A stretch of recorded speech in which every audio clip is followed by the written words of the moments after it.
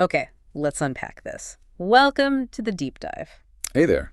Today, we're digging into, well, a really compelling story. Starts with family stuff, a wedding, Right. but it spirals into something much bigger about how things look versus what's actually real.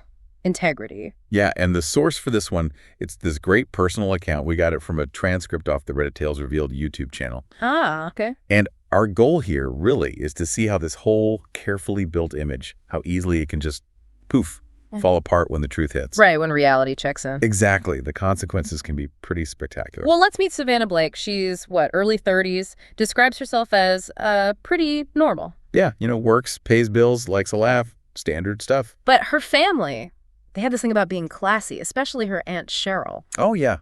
And Cheryl seems to be the driving force behind this classy obsession. And there was this constant comparison, right, between Savannah and her cousin Madison. Always. Savannah was labeled the wild one. Not like bad wild, just she liked jeans, loud music, spoke her mind, Didn't fit the mold. didn't fit their mold. Yeah. Whereas Madison, blonde, pretty, and as Savannah put it, she learned early how to play the part. Knew the right fork, could make small talk about nothing. About boring things, yeah. Yeah. Madison was their classy ideal, and for Savannah, this whole thing was just this, constant background noise at every family event, always feeling a bit off. Yeah, that low hum she mentioned. And it got way louder when Madison started planning her wedding. Oh, the wedding. Described as a royal event, wasn't it? Totally. Everything had to be Instagram perfect, Pinterest ready, Madison's whole Pinterest vision. Wow. Okay. So Savannah naturally thought she'd get an invite. I mean, their cousins grew up together, built blanket forts, that kind of thing. You'd think so, wouldn't you? Basic family stuff. Nope. Days go by, then a week, no invitation. Radio silence. Ouch. Then she finds out from a mutual friend, Sarah, and it wasn't an oversight. No. Sarah felt awkward, but she spilled the beans. Madison deliberately left Savannah out.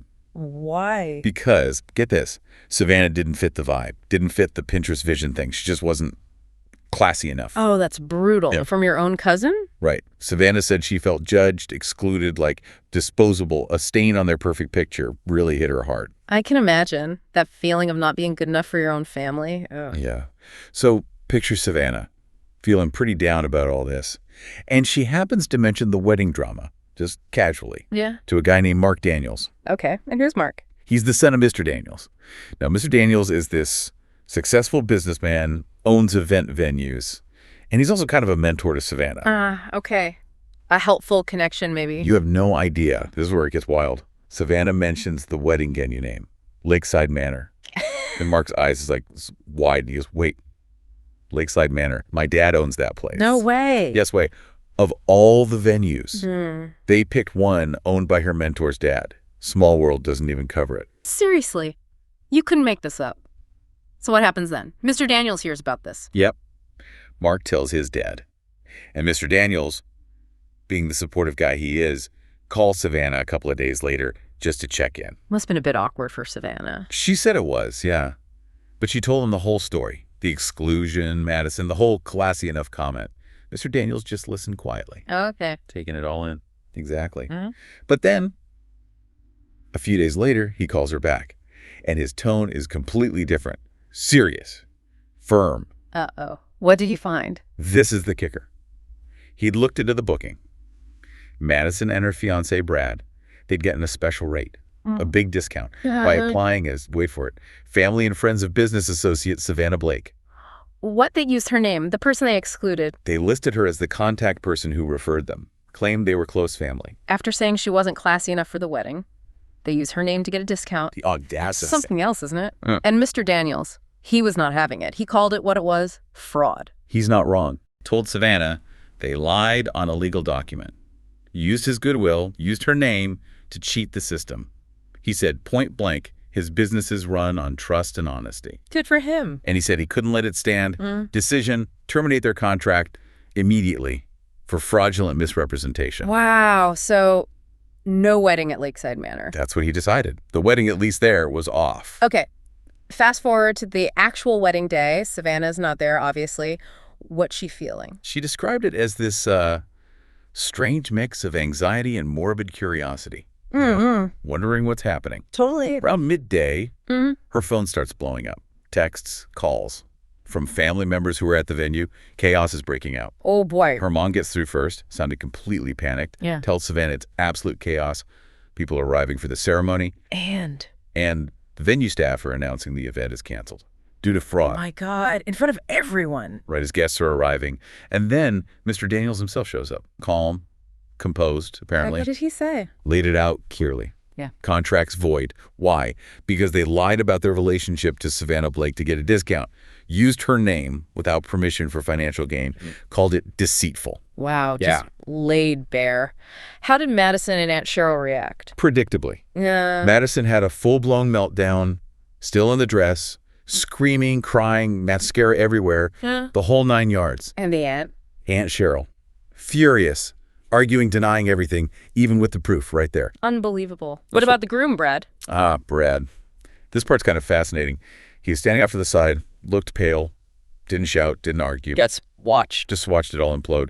Yeah. Then, while everyone else is freaking out, he quietly turned around, walked away, Walked away. got in his car, drove off, never came back. Whoa. So no wedding and no marriage. Engagement over.